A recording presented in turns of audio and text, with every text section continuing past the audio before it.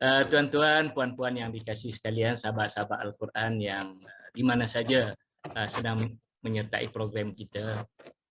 Ujian, malapetaka dan bala bencana pastinya menimpa setiap manusia di dunia ini tanpa mengira derajat dan pangkat. Jadi berdasarkan surah Yusuf yang dibaca sinopsis dan dikumandangkan oleh qori kita tadi, pengalaman Nabi Yusuf alaihissalam menjalani dan menghadapi ujian Allah Subhanahu Wa Taala dengan hati yang lapang dan tenang, sehinggalah setiap ujian itu dilihat kebaikan Tuhan kepada dirinya. Bagaimana kita sebagai pejuang Al-Quran? Olehkah jiwa besar dan mengikuti rukun kesabaran yang ditinggalkan oleh baginda alaihi salatu wassalam. Minda pejuang hari ini amat bertuah kerana hadir bersama kita yang berbahagia Tuan Guru Datuk Dr. Abdul Basit bin Abdurrahman, mursif di Pondok Sungai Durian. Untuk makluman Al-Fadil Ustaz,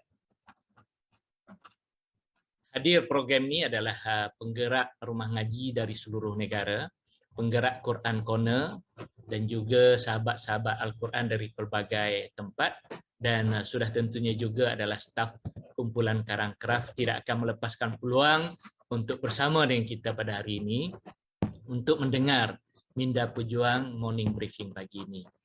Pepatah mengatakan tak kenal maka tak cinta. Jadi sedikit kita kongsikan jugalah Ustaz punya biodata.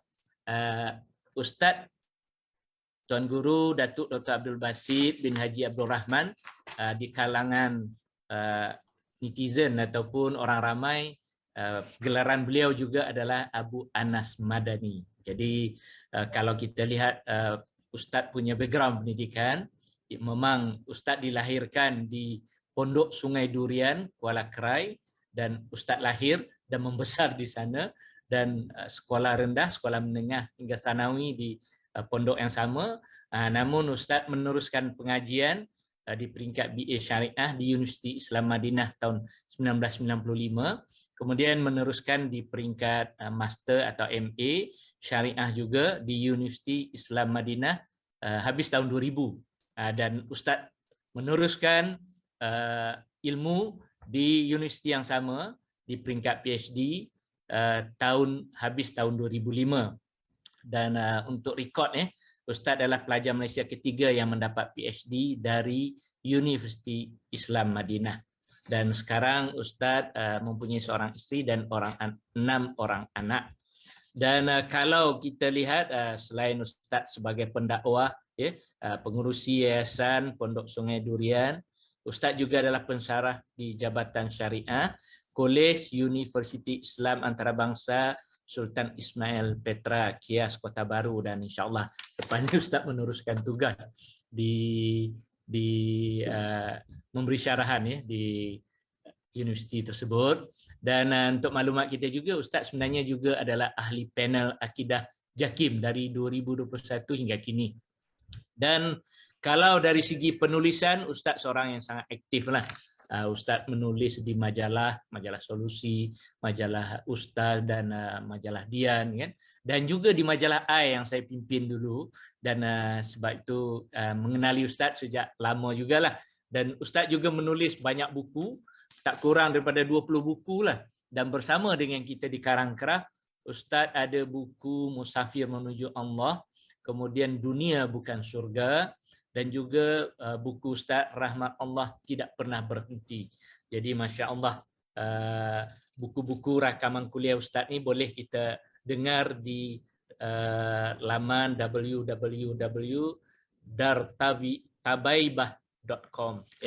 Dan banyak jugalah syarahan-syarahan Ustaz yang berkaitan dengan kitab-kitab. Jadi salah satunya juga mungkin kita biasa dengar kuliah-kuliah Ustaz melalui online berkaitan dengan tadabbur Al-Quran. Jadi hari ini sekali lagi seluruh kami di Yayasan dan juga di Kumpulan Karangkraf merakam terima kasih atas kesediaan Ustaz pagi ini. Dan untuk itu Ustaz dipersilakan dengan segala masa yang Ustaz ada untuk menyuntik semangat untuk kita belajar daripada kisah Nabi Yusuf pada pagi ini. Dipersilakan Ustaz. Bismillahirrahmanirrahim. Alhamdulillahi Rabbil Alamin. Wassalatu wassalamu ala rasuli Rabbil Alamin. Nabiyyina Muhammad wa ala alihi wa sahbihi ajma'in. Allahumma allimna ma yanfa'una wa zakkirna ma nasina wa anfa'na bima 'allamtana wa zidna ilma. Wa la hawla wa la quwwata illa billahil aliyil azim wa ba'du. Yang dihormati sahabat saya Encik Ahmad Yani dan semua para peserta Yayasan Ummah Ikhlas, muslimin dan muslimat yang ada di alam Zoom dan juga di alam maya yang lain. Assalamualaikum warahmatullahi wabarakatuh. Waalaikumsalam. Alhamdulillah, syukur kita kepada Allah Azza wa Jalla kerana pada pagi ini saya berkesempatan, walaupun tak boleh sepenuhnya, kata orang mencelah sedikit, ambil ruang untuk bersama dalam program Minda Pejuang dengan mencari ibrah daripada kisah secebis yang kecil daripada kisah Sayyidina Yusuf alaihi wa ala nabiyyina salatu wassalam. Tajuk yang kita ambil pun sangat kecil, memandangkan orang panggil ruang yang kita ada ni sedikit, dan fokus kita kepada tajuk hubungan di antara Nabi Yusuf ma'a ikhwatihi, bersama dengan adik-beradik dia. Nabi Yusuf dengan adik-beradik dia ni daripada awal lagi, sehingga Allah Ta'ala gambarkan dalam Al-Quran kisah Yusuf ni dengan nama kisah Ahsanul Qasas. Kita Nabi Yusuf dianggap sebagai cerita yang terbaik. Kalau nak kira semua cerita dalam Quran tu terbaik. Tapi kenapa cerita Nabi Yusuf ni disebut sebagai cerita yang terbaik di antara cerita-cerita yang baik? Sebab dia ada kaitan dengan hubungan kekeluargaan daripada Nabi Yusuf kecil, mula-mula sampai dia campak dalam telaga, dan banyak sekali perjalanan yang kita akan lalui nanti insya-Allah secara ringkasnya. Sepanjang hidup itu yang penuh dengan tribulasi, penuh dengan cabaran. Kalau orang lain, saya rasa hidup dia penuh dengan dendam. Berdendam dia dengan adik-beradik dia. Benci dia kepada adik-beradik. Tetapi Nabi Yusuf, seorang Nabi yang Allah Ta'ala pilih untuk kita jadikan model, kita jadikan contoh, yang sangat-sangat penting di zaman kita ini. Sebab bila bercakap tentang adik-beradik, ramai yang kita dengar. Dan kita minta berlindung Allah Azza wa Jalla daripada keluarga kita, adik-beradik kita terperangkap dengan masalah yang berlaku itu. Iaitulah perkelahian ataupun perbalahan di antara adik-beradik. Maka Nabi Yusuf AS, Allah Subhanahu Wa Taala pilih dia daripada kecil lagi diuji. Daripada kecil lagi dia diuji. Apabila dia dibawa oleh adik-beradik dia pergi ke padang pasir dan dicampak dalam telaga. Tuan-tuan dan puan-puan, saya nak ambil minda, oleh kerana kita ni minda saja, bukan tafsir. Jadi kita ambil poin-poin sajalah. Mudah-mudahan kita sampai ke matlamat yang nak dicapai, iaitu apakah ibrah besar dalam ayat 100 yang dibawa oleh Allah Ta'ala cerita kepada kita tentang Sayyidina Yusuf ini. Syabus saghir, kanak-kanak yang kecil. Dia masih kecil. Umur dia berapa ya waktu dia dicampak oleh adik-adik dia ke dalam Ghayabatil Jub, dalam telaga itu. Maka Yusuf telah melalui ujian yang begitu besar. Terpisah dia daripada kasih sayang bapa. Maklumlah dia ni anak yang kemudian. Dia dengan adik dia tu Bunyamin yang bongsu. Pastilah ayah menyayangi anak-anak yang kecil-kecil. Kita sendiri pun anak sulung, anak yang tengah, dengan anak yang bongsu dah lain macam dah. Masa yang awal-awal dulu tegas, backing kita. Orang Kelantan kata backing kita dengan anak-anak. Tapi yang bongsu-bongsu ni abang-abang pula backingnya. Ayah tak apa nak backing mana dah. Tapi Yusuf telah pun terhalang daripada hananil ab, kasih sayang bapa telah hilang. dicampak dalam telaga. Secara kebetulan, baru ya kita tengok satu cerita anak daripada yang jatuh dalam telaga tu di mana dah? Baru yang minggu lepas ni. Maghribi, Ustaz. Adi Maghribi. Ya, Nama Rayyan. Raya. Allah yarhamhu. Wa Allah Taala rahmat dia dan Allah rezekikan kesabaran kepada dua ibu bapanya. Kemudian ada pula ni minggu ni, satu lagi telaga di mana pula jatuh satu lagi. Maknanya kisah jatuh dalam telaga ni bertalu-talu. Kebetulan kita hari ni pun nak turun dalam telaga juga. Maka kita kata dekat sangat contoh-contoh yang ada tu. Tuan-tuan dan puan-puan boleh bayangkan, tengok Rayyan, takkan kita tak tengok Yusuf dalam telaga. Kesejukan Yusuf dalam telaga. Dahlah baju dibuka. Baju tak ada dah. Baju dia balik kepada bapak dia. Ayah dia tengok, terkejut tengok baju. Masya Allah. Baiknya serigala kampung aku ni. Boleh dia makan Yusuf, dia buka baju tak cari. Ini antara benda ajaib yang berlaku. Kemudian setelah dia diambil oleh sayyarah, diambil bawa dalam perjalanan, dijadikan hamba. Allah mula nak angkat darjat Yusuf. Bila dia jumpa dengan Al-Aziz, Aziz Mesir, maka dijadikan anak angkat. Yusuf membesar dalam keadaan baik. Bila dia dah muda, dah comel, dah besar, mari pula fitnah Imra'atul Aziz, makcik yang sendiri yang buat fitnah kepada Yusuf. Selepas daripada itu, Yusuf memilih satu jalan yang lebih selamat untuk agamanya, iaitulah Rabbis Sijn, penjara lebih aku suka daripada terfitnah dalam agama. Lama masa itu, di antara mimpi Yusuf yang terawal, inni ra'aitu ahada asyara kaukaban, sehinggalah terlaksana mimpi itu berapa puluh tahun, kita bayangkan. Kan? Sehingga ayah dia menangis sampai hilang dia punya penglihatan. Maka dalam ayat ini ada beberapa jalan sebelum kita sampai kepada ayat 100. Cuba kita tengok dulu perjalanan bila datangnya adik-beradik Yusuf datang. Ini episod last dan terakhir ni, dekat-dekat dengan nak terbuka rahsia dah kan. Dia tanya, ka'annaka Yusuf. Dia kata macammu ni Yusuf lah. Jadi dalam surah Yusuf ayat 89, Yusuf mula tanya, qala hal alimtum ma fa'altum bi Yusuf wa akhi. Saudara ataupun tuan-tuan yang ada di sini, apakah kamu ingat ke tidak? Kamu tahu ke tidak apa yang kamu lakukan kepada Yusuf dan adiknya? Yusuf tak celak mata kepada adik-adik dia. Dia kata, kamu jangan cakap banyaklah, kan? Tapi mengenai ingat apa yang kamu buat pada Yusuf dan adik-adik dia, bila? Iz antum jahilun. Ketika waktu tu kamu masih lagi jahil, masih lara, masih tak matang lagi. Yusuf AS dalam ayat 89 ini tak mengatakan iz antum zalimun. Dia tak kata, kamu ingat tak apa yang kamu buat? Kamu telah melakukan kezaliman kepada Yusuf, buat nanya kepada Yusuf adik-adik dia. La. Yusuf telah beri satu kata-kata keramat, iz antum jahilun. Ketika itu kamu dalam keadaan jahil.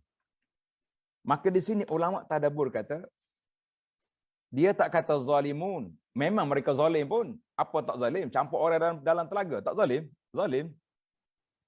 Yusuf tak kata wala fasidun. Kamu penjahat. Tak kata. Wala mujrimun. Penjenayah. Tidak. Tapi dia menggunakan kata-kata kalimatun. Ikhtaraha bi'inayah. Yusuf menggunakan kata-kata yang menunjukkan dia cuba nak jaga tali perhubungan adik-beradik. Manakala Yusuf kata, ketika kamu zalim, ketika kamu khianat, ketika kamu berjenayah kepada aku dengan adik-adikku, kita rasa adik-beradik dia pun tak akan datang lagi dah ke Mesir. Tak berani nak mari. Tak boleh ni. Nah, kita pergi sekali lagi, mungkin kita pula masuk penjara. Tapi Yusuf kata, iz antum jahilun. Ketika itu kamu dalam keadaan jahil, tak tahu apa. Yalah, orang muda-muda, tak mengaji, tak pandai. Itu satu keuzuran yang Nabi Yusuf cari kepada siapa? Cari kepada adik-beradik dia, iz antum jahilun. Ketika kamu jahil, Allahu Akbar. Tengok bila kata jahil, maknanya Yusuf sendiri yang mencari punca untuk nak memaafkan dia. Nak memaafkan dia. Baiklah. Kita pindah pula kepada ayat 92. Bila mereka dah tahu, mereka dah kenal Yusuf. Terdedah rahsia sudahlah. Tadi masih lagi sama-sama dekat. Cuma Yusuf pun tanya macam kata orang clue lah nak buka perbincangan. Bila mari ayat yang kedua, dia kata apa? Yusuf, qalu tallahi laqad asarakallahu alaina wa in kunna la khatiin. Yusuf, Allah Ta'ala telah lebihkan kamu ke atas daripada kami semua. Wa in kunna la khatiin. Kami semua ni bersalah. Kalau kita agak-agak kita jawab apa? Tahu tak apa? Ini bahasa orang muda sekarang dah. Tahu tak apa? Kau tahu kau bersalah ya? Sekarang dah insaf, sekarang dah sedar. Okeylah, jadi orang baiklah sekarang. Tapi Yusuf alaihissalam masih lagi menjaga hubungan yang baik.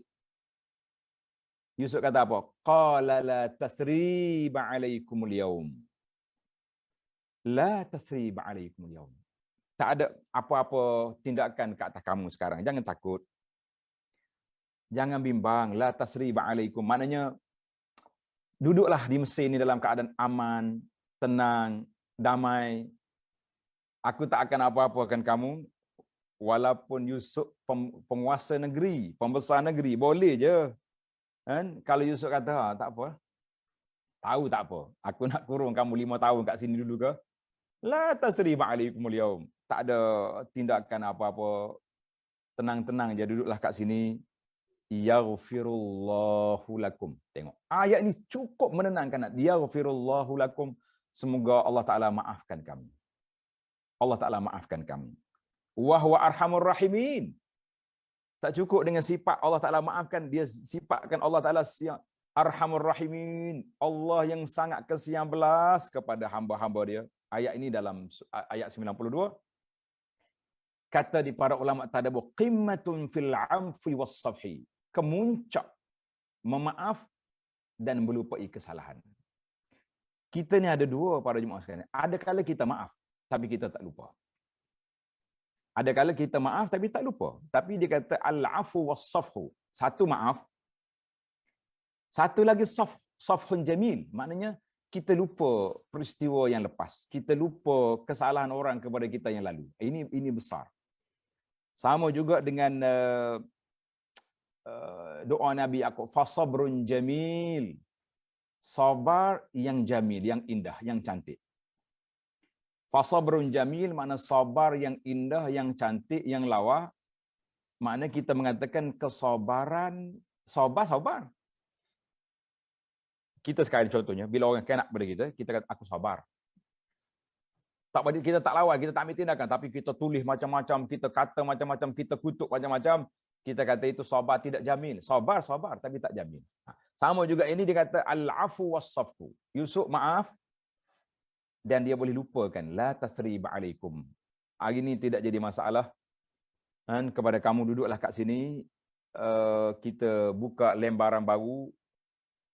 Tak payah apa ni, baliklah pergi ambil ayah mari sini. Mari asallahu ya'tiyani bikum jami'an. Mudah-mudahan kita dapat berkumpul balik di bumi Mesir yang aman damai ini. Kita kata masya-Allah, Yusuf telah buka satu lembaran yang cukup besar dalam hidup dia dan dalam hidup kita. Kemudian baru sampai kepada ayat kita ini. Bila sampai keluarga dia datang, anak beranak dia mari, ayah dia pun sampai dah. Anak beranak dia mari, ayah dia pun dah sampai. Maka ketika itulah Yusuf cakap apa kepada ayah dia. Tengok ayat yang kita baca ini. Nanti cari ayat ini. Dia kata waqad ahsana bi iz akhrajani minas sijni. Tengok. Allah Ta'ala telah buat baik kepada aku ketika keluar aku daripada penjara.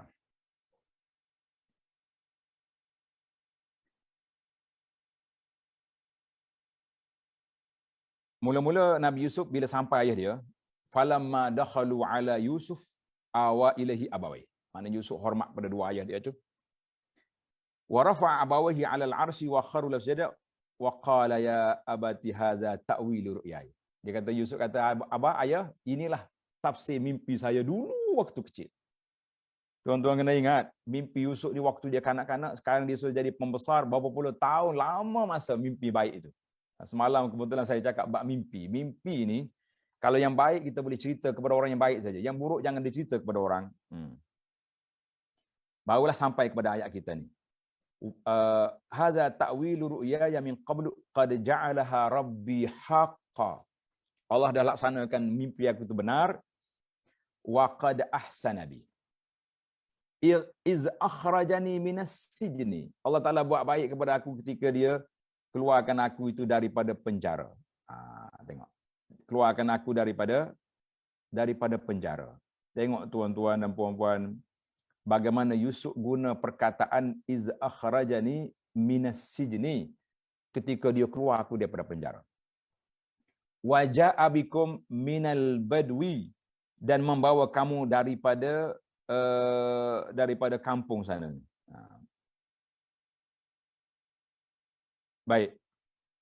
Wa ja'a bikum min ba'di an nazagha asyaitanu baini wa baina ikhwati, setelah kami digoda, diganggu oleh syaitan di antara aku dengan adik-adik aku. Jadi ayat ini ada beberapa poin besar yang kita nak buat. Yang pertama, Nabi Yusuf kata apa? Wa qad ahsana bi. Allah Taala dah buat baik kepada aku, beri limpah kurnia kepada aku ketika dia keluar aku daripada penjara. Tuan-tuan dan puan-puan, coba bayangkan bagaimana muka adik-beradik Yusuf kalau Yusuf kata, alhamdulillah, segala puji bagi Allah yang telah mengeluarkan aku daripada telaga. Alhamdulillah, Allah Taala keluar aku daripada perigi, daripada telaga yang kamu campak dulu. Pasti muka adik-beradik dia akan berubah, semuanya akan tunduk, akan rasa malu, akan kesipuan lah dalam bahasa sekarang. Boleh guna ke Ustaz Cik Ahmad? Kesipuan. Bahasa yang baru-baru ni saya pun kena belajar dengan apa ni, karang kerah dengan waktu saya dulu mula-mula menulis di majalah susah juga. Dia kata, ni tulis, kita akan tulis makalah ni. Saya ditegur oleh editor. Kita kata tak apalah, kamu ubah je lah nak biar jadi majalah. Kita tak reti. Kita pandang kata kita je. Baik. Kalau Yusuf kata, ketika Allah keluar aku daripada telaga, sentuhlah adik-beradik dia kesipuan. Akulah yang campak dalam telaga. Tapi dia tak guna perkataan. Yusuf lupa terus peristiwa dalam telaga. Dia kata, waja'a bikum akhrajani minas sijni. Yang memenjarakan Yusuf siapa? Imratul Aziz. Tak ada kena mengena dengan adik-beradik yang ada depan saya ni. Makcik dia, Ibn Atul Aziz, yang penjarakan dia. Tapi adik-beradik tak ada kena mengena. Selesai satu masalah. Kemudian Yusuf kata, waja'a bikum minal badwi. Dan membawa kamu daripada kampung. Mari ke Mesir. Yusuf tak kata, waja'a bikum bil ju' wan nasab. Kamu datang ke sini kerana lapar, kerana tak ada makanan, kerana tak cukup makan, kamu datang. Tak. Tuan-tuan dan puan-puan, apa lagi yang kita nak cari daripada akhlak yang begitu besar sehingga Yusuf langsung tak menyentuh peristiwa-peristiwa yang lalu yang berlaku di antara dia dengan adik-beradik dia. Kata orang tanasa. Setelah berlalu beberapa tahun yang begitu dahsyat dalam hidup Yusuf. Tadi saya dah sebut beberapa perkara tadi. Yusuf boleh lupa al-jub, lupa telaga. Lupa sebagai seorang hamba yang dijual bisamanin bakhsin, darahima ma'dudatin, dengan harga nilai yang begitu murah. Sebab apa dia nilai murah sangat dia jual? Sebab dia nak suruh orang ni buat lari Yusuf cepat daripada kampung. Ambil je berapa harga. Yang penting kau bawa dia pergi daripada sini. Kami nak lepaskan diri daripada dia. Sebab kita nak balik ni. Nak selesaikan masalah. Yusuf lupa daripada bala bencana yang menimpa atas diri dia di Baitul Aziz, di rumah Al-Aziz. Yusuf lupa beberapa tahun dalam penjara.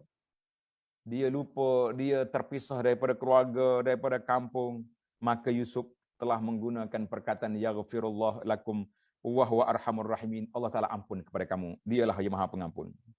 Maka para jemaah sekalian, inilah yang kita boleh belajar. Hari ini kalau kita nak tengok, kalau kita nak tengok zaman kita hari ni, anda tengok banyak kerusakan yang berlaku sebab kita mengambil kesempatan. Aku kalau jumpa orang ni, depan-depan aku akan pancung dia. Contohnya. Kan itu, majlis hari raya kita hari ni pun kadang-kadang dijerubui oleh peristiwa-peristiwa lama. Sepatutnya hari ni hari raya. Kita jumpa di rumah family, rumah keluarga. Ada adik-adik kita yang berbeza pandangan. Yang berbeza sikap, pendirian. Sekarang ni yang paling mudah sekali saya buat contoh lah. Berbeza warna bendera lah. Yang paling senang kali. Ni orang ni ini bendera warna ni bendera warna lain. Ini bulan penuh, ini bulan terbelah. Contohlah kita kata. Masing-masing sindir menyindir, terlupa makan kuih raya, terlupa makan sate, terlupa sebala adik-beradik. Maka berlakulah kekeruhan, hilangnya kejernihan, hilangnya suasana yang sepatutnya kita hidupkan pada suasana hari raya itu. Sebab apa? Sebab kita tidak berlapang dada. Turun daripada rumah mak, daripada rumah keluarga, adik-beradik berpisah, aku tak akan jumpa lagi dengan kamu selepas daripada ini. Sepatutnya, waktu kita jumpa ni, la tasriba alaikum. Adik yang buat salah dengan abang, kakak yang buat salah dengan adik-beradik yang buat kesalahan, kita kata la tasriba alaikum. Hari ni hari raya, hari ni hari kita berkumpul, hari ni kita bergembira, natanasa. Kita lupa balik sejarah-sejarah lama, dan kita cuba korek sejarah yang mengembirakan kita dulu. Waktu kita budak-budak dulu, kalau hari berhimpun ni kita main lompat tali, main apa-apalah permainan yang kita sepakati, yang tidak menggoriskan perasaan, kita mengatakan itu yang sepatutnya ada pada kita. Sebab apa? Sebab kalau dibuka kisah lama, akan berlaku sedemikian. Jadi anda tengok banyak beberapa kes, samalah, ataupun perbezaan pandangan dari sudut kepahaman agama sama juga. Bila jumpa ni geng ni geng lompat ni, ini geng macam-macam. Dia bila letak geng-geng ni habislah. Sedangkan kita ni para jemaah sekalian, kita ada ilmu matematik. Kita ada ilmu matematik. Ilmu matematik kita kena belajar daripada ibrah daripada kisah Yusuf ini, iaitulah 10 tolak 1 9. Tapi yang jadi problem pada kita hari ini, 10 tolak 1, 0. Itu ilmu matematik akidah. 6 rukun iman, kalau satu tak percaya, semua sekali tertolak. Dia kata, aku beriman kepada 5 rukun iman. Kecuali para malaikat aku tak percaya sebab tak pernah jumpa. Kata ada, tak pernah jumpa. Maka orang itu tidak Islam, tidak beriman. Tapi kita dalam hubungan sama-sama kita kena buat 10 tolak 1, 9. 10 tolak 2, 8. Itu matematik. Maknanya, saya dengan dia, tak ada masalah apa-apa. Cuma ada 1, 2, 3 kes yang saya tak apa boleh terima. Tak apa ngam dengan dia, kita kata. Jadi, kenapa nak besarkan yang 2, yang 1, yang 9 lagi kenapa disembunyikan? Jadi, marilah kita belajar sebagai minda pejuang, ahlul Quran, belajarlah daripada ilmu-ilmu yang kita tadabbur ini, ilmu berlapang dada. Ana duk tengok dalam sepanjang kita tadabbur, saya pun tak tahu Cik Ahmad nak buh nama apa ni, nota tafsir. Saya tak kata tafsir Quran, saya tak menafsirkan Quran. Kita bukan ahli. Nota tafsir yang kita kumpul sepanjang PKP ni, ada orang cadang tafsir PKP. Kita kata pelik nama ni. Tafsir PKP. Sekarang ni kalau ada ahli-ahli kita ni yang boleh bagi cadangan, dipersilakan. Kita kata nota-nota yang kita buat tu, apa tafsir yang kalau kita tafsir Abu Anas tak sesuai langsung, saya bukan ahli tafsir. Cuma kita kata nota tafsir. Jadi alhamdulillah, oleh kerana masa kita agak terhad, jadi saya kata baiklah, belapang dada kita dalam masalah ini. Nabi Yusuf alaihi salatu wassalam sangat-sangat mengajar kepada kita, langsung dia abaikan kisah-kisah lama, luka lama jangan jangan dipanaskan kembali, jangan disiram kata orang cuka, dan kita padamkan apa-apa yang ada. Jadi kita pun kalau kita jumpa kawan-kawan yang kita tak ada beberapa poin yang kita tak setuju dengan dia, tutup poin itu. Kita cari poin yang lain yang boleh, yang nampak kita ni sebagai seorang yang berjiwa besar. Ada satu makalah yang saya terjemahkan, nama dia akhlakul kibar, akhlak orang yang berjiwa besar, akhlak orang berjiwa besar. Di antaranya contoh Imam Ahmad rahimahullah taala. Imam Ahmad ni dia dipukul dalam penjara Mu'tazilah pada waktu itu, sampai dikatakan kalaulah dipukul seekor gajah, gajah mati. Tapi Imam Ahmad sabar. Lepas pada itu Imam Ahmad kata, aku tak ada dendam dengan dia orang ni. Aku masih memaafkan mereka. Mudah-mudahan Allah Ta'ala maafkan aku. Kita kata, biarlah sebagai seorang pejuang, pencinta Al-Quran, kita belajar daripada ayat-ayat yang kita baca, iaitulah fasabrun jamil, wallahul musta'an. Kita sabar banyak-banyak, Allah Ta'ala lah yang akan beri pertolongan kepada kita. Wal ya'fu wal yasfahu, adalah kita banyak memaafkan dan juga melupai kesalahan-kesalahan yang ada. Itulah barulah kita boleh jadi seorang pejuang. Kalau tidak, memang sukalah asyik duduk main sentimen ya. Orang ni pernah kata aku dulu, orang ni pernah cakap aku dulu. Habis bila kita nak selesai masalah kita tak? Jadi kalau nak kira macam tu, beratlah kita. Bagaimana Abu Sufyan buat kepada Nabi SAW. Abu Sufyan 20 tahun berlawan dengan Nabi. Akhir sekali kita bila sebut nama Abu Sufyan, kita kena kata radhiyallahu anhu. Sebab dia Islam. Akhirnya anak-anak dia pula menjadi khalifah. Anak dia salah seorangnya Ummu Habibah menjadi isteri Nabi. Abu Sufyan menjadi bapa mertua Rasulullah sallallahu alaihi wasallam. Jadi saya terpaksa kena break dulu, Encik Ahmad. Setakat itu ya perkongsian kita pada kali ini, mudah-mudahan ada manfaat, dan saya minta izin untuk ke kelas kuliah saya. Dan dengan ini terima kasih kepada pihak Ummah Ikhlas yang memberi ruang untuk saya bersama pada pagi ini. Sekian, assalamualaikum warahmatullahi wabarakatuh. Waalaikumsalam, Masya Allah, tabarakallah. Sangat besar pengajaran yang kita dapat daripada pencerahan yang disampaikan oleh Tuan Guru Datuk Dr. Abdul Basit Abdul Rahman. Terima kasih sekali lagi Ustaz di atas perkongsian yang sangat besar hari ini yang kita dapat. Berlapang dada dan besarkan persamaan, kecilkan perbezaan, apatah lagi bersama dengan keluarga kita. Jadi sekali lagi Majlis merakamkan setinggi-tinggi penghargaan kepada Ustaz, dan mudah-mudahan ini oleh-oleh terbaik buat kami Ustaz untuk membawa ke depan gerakan baca, faham dan amal Al-Quran. Dan untuk itu Ustaz, terima kasih kerana kita faham Ustaz punya komitmen untuk mencerahkan lagi di tempat lain. Alhamdulillah.